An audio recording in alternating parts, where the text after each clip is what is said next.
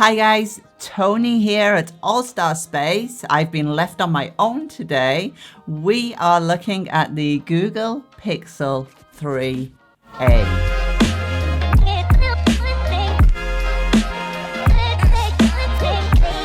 I have had the Pixel 3a. I have been using it as my daily driver for 2 days now, and I am going to run through my thoughts on the reviews that have been done so far, and also what I like and don't like about this phone. The first important thing that will color the entire video is the price point.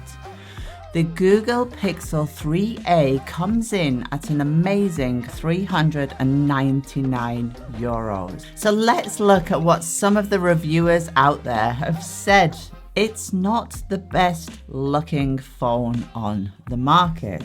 I actually personally love the design. It is sleek. I've always loved the two-tone Google. I love the orange button. Actually, the orange button could actually just tip me over the edge into saying I want one of these. There is nothing fancy about it, but for me personally, all these shiny phones that are coming out, I don't like that. I don't like the back of the Huawei. I don't like the back of the Samsung Galaxy. This is perfect. Another reviewer said it doesn't have the fastest specs. Okay, on paper it doesn't have the fastest specs, but you are paying €399. If you take that into account, the specs are fantastic. Another reviewer said, it's plastic. Yes, it doesn't have the wireless charging, and yes, that is a sore point for me. Remember, it's €399. But the plastic, is that a deal breaker? For me, it certainly isn't. I love the plastic. I love it, Google. They've done a good job. It can't do wide angle selfies like on the Google Pixel 3. Very true. It's €399. The camera is exceptional. In fact, the camera at the back has the same qualities as the Google Pixel 3. And do I need a wide angle front facing for €399? Depends what's on your wish list. So I would personally say that Google have actually looked at the market and catered to it. Most of the people who will be buying this phone, or most of the people looking for a smartphone, want a good camera. They want to be able to upload photos to Instagram, Facebook, and the rest of social media, and they want to be able to browse. It does all of that, and it does all of that really well. So Google have really nailed what the target audience is, and they have catered to it. They have basically retained the camera performance and the image processing software and lowered the price. And let's face it, the target audience isn't me. It isn't a long-term Apple user who has the latest version of the iPhone and is fully in the ecosystem. It isn't targeted at the person who has to have the fullest version of a phone. It's based at a target audience of €399, again I say it, and who want a decent phone, a great phone in fact, with a great camera. So what didn't I like? I've basically poo-pooed all the reviewers and what was wrong with it, but what was it that I personally didn't find wonderful? For me, a huge thing was the fingerprint sensor. It's on the back of the phone, and yes, it's in my hand there now, and it looks like it would be a perfect position. But I found that every time I was picking it up, I was trying to find the thing on the back, and it didn't open every single time. I'm used to Face ID that works no matter what anybody says out there. For me, it works perfectly every single time. The fingerprint sensor didn't. And there were some times in which I had to put my PIN code in, and I got hugely frustrated with that. The second thing that put me off a little bit was no wireless charging.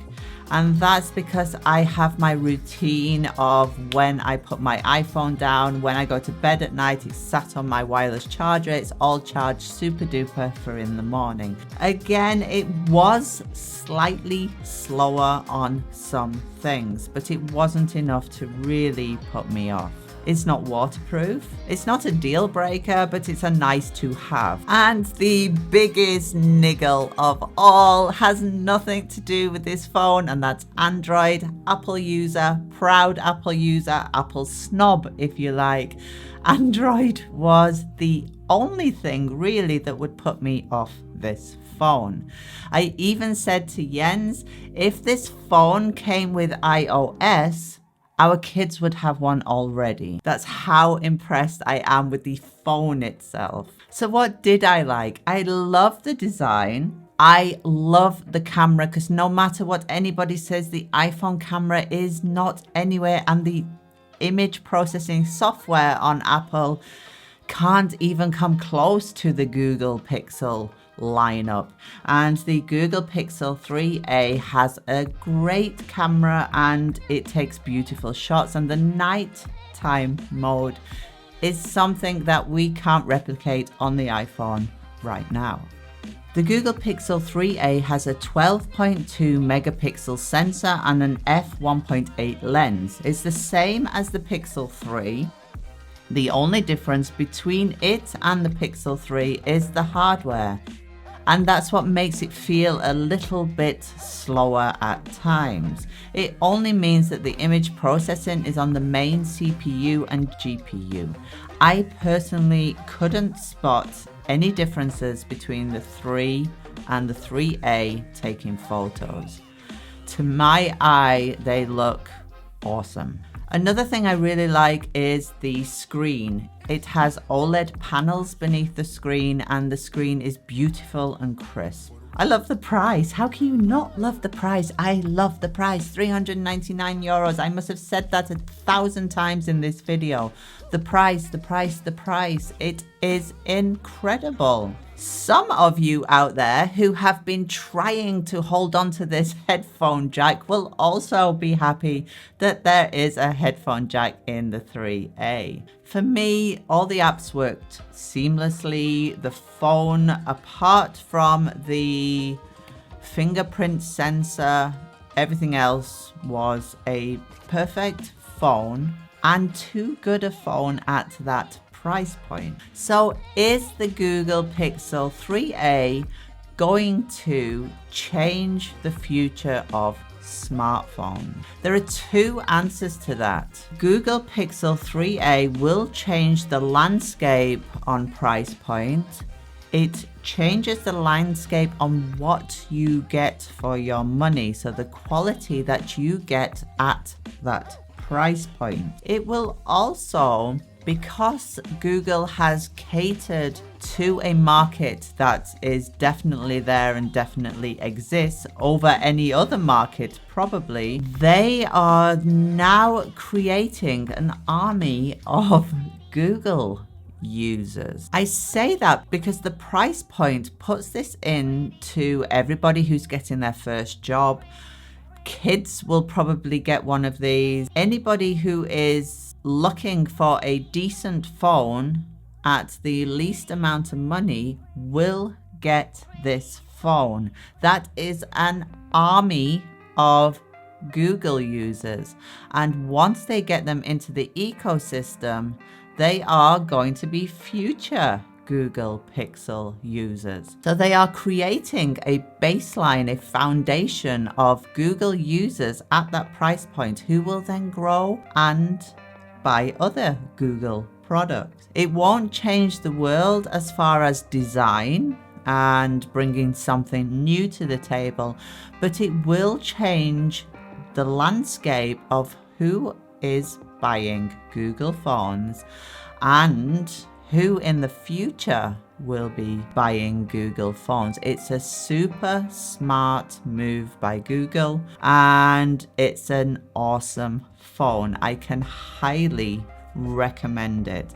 In fact, next to the Huawei, the Samsung, etc., I actually prefer the Google Pixel 3a. Big words. I hope you like my first solo tech review. Let's try and get more subscribers than Jens gets on his video so he can see how awesome I did. Like, subscribe, and I will see you on the next one. Bye-bye.